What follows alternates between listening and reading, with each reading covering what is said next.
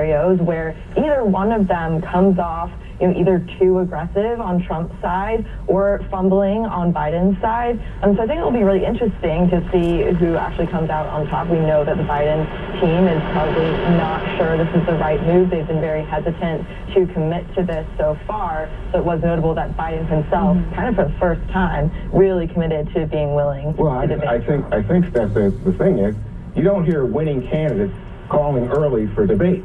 I think but Trump is winning in the polls. I mean, he's leading in the polls. Right now, I think the numbers are clearly trending towards Biden. But Biden has gained in momentum. I think it's gone from like +4 to just about a 5. But the swing states, we know that's kind of where this is going. Well, I think he's trending positively in all of this. The point is, they should debate. Yeah. Let's see them in action, right? Yeah. But the fact is that Trump refused to debate in the Republican Party. He refused to debate other Republicans. His lead was so high, it was a calculated decision that was very smart. He didn't need to do that at that point. Biden can say the same thing, but you know what? This is really about Republican efforts to say, I wonder if Biden can do it. Because remember, they constantly are questioning whether he's just a doddering old fool and he's afraid of debate. But the fact is, if you look at this past week, and what he did in negotiations with Johnson on the Hill to get money for Ukraine, for Israel, for Taiwan, to get rid of TikTok potentially, you have to say, wow, you look at State of the Union, you say, this is someone who is doing the job. Look at the American economy, which is booming, Wall Street doing so well. You look at crime going down, you think, wait a second. So look at infrastructure in this country. Look at the growth. You think, wait a minute, how is it that people are calling him an idiot when we are doing so well? So the State of the Union is a great example here. In Washington, D.C., people actually thought that State of the Union went well for Joe Biden. In the rest of the country, they were horrified by what they saw. It was not just the content, but also the demeanor of what was happening there. I actually don't think it's credible to think that Joe Biden will debate Donald Trump. I think he might wish he could do it, but people know how dangerous it is to have him in unscripted moments. He can, there are so many gaffes on a weekly basis. There's also the fact that the policies, while popular inside Washington, D.C., are tremendously unpopular everywhere but Washington. I mean, at least that's what polling is showing us. People, for them, do not feel like it is showing up in a good way in their lives as they fill up their gas tanks and get their groceries, that kind of thing. I want to make sure we get to this other story about what's going on campuses and make sure that we get you guys to weigh in on this, too. Senator Hawley has sent a letter over to the White House because he thinks it's time for federal action here. It says President Dwight Eisenhower deployed the National Guard and 101st Airborne Division to ensure the safety of black students in Little Rock, Arkansas. I urge you to similarly mobilize the National Guard to protect Jewish American students on Columbia's campus. He says any other campus where this is going on, never again means never again.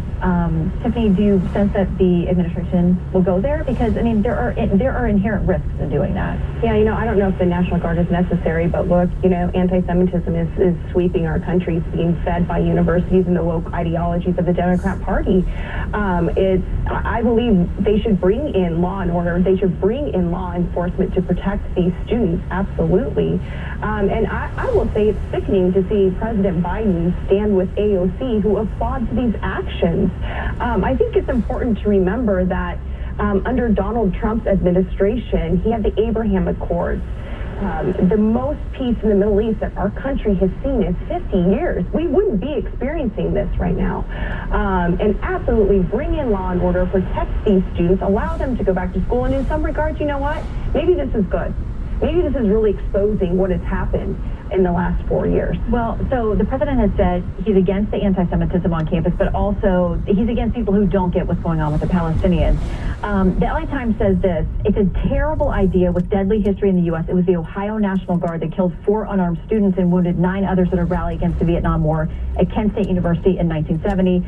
Clearly, nobody wants the repeat of those optics or reality. No, they don't. There's a lot that could be done. First of all, the campuses themselves could take better action here, but there are also lots of taxpayer funding that we should have a right to protest. And most Americans think what's happening in Gaza is overdone. But you don't have a a right to shut down. There's no violence. There's no violence. There has been some, and there have been some threats. There was some threats. Come on. But this is mostly peaceful. We got to leave it there, but the First Amendment is a key core part of our country, and I think we all support that. All right, panel, thank you. We'll see you next Sunday. Up next, I sit down with former Supreme Court Justice Stephen Breyer. He's making a case for his legal philosophy in a brand new book, but I also asked him about campus protests and public pressure on justices to retire. Hear what he thinks next.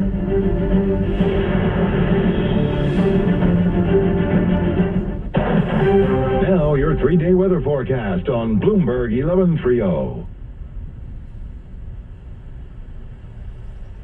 Clouds and sun as we finish out the weekend here this Sunday. Chance for a few showers, high 75 to 80 degrees today. Tonight, showers possible, mostly cloudy, low 60 to 65. Tomorrow, sun and clouds, 80 to 85.